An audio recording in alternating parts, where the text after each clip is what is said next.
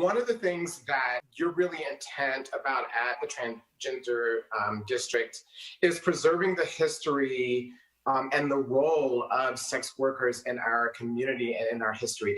Can you just talk about why you do that, and just in general, just give people an understanding of why sex work is such an important factor and plays an important role for trans communities, why it's not marginal?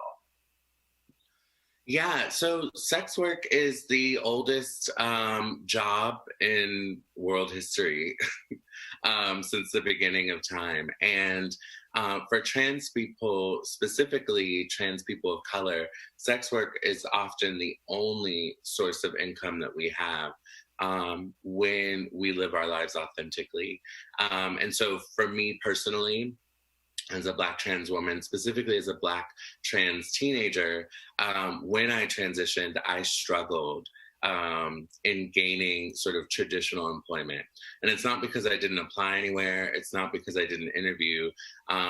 It's just because, I guess the word that we would use now is transphobia, that I was very limited in my economic opportunities to survive.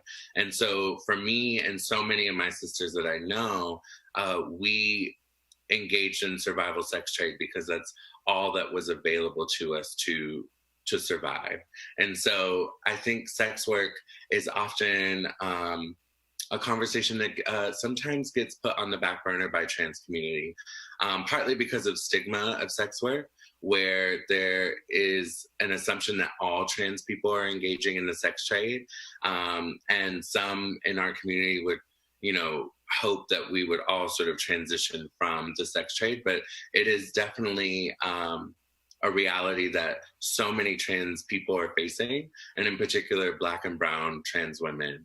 And so for the Transgender District, I think everyone on our team is a former sex worker. And a lot of the community members that we engage with, and the community and the residents, the transgender residents of our neighborhood, are active or inactive in sex work. And so it's a big part of our lives and a big issue that we try to address in our social justice work in particular.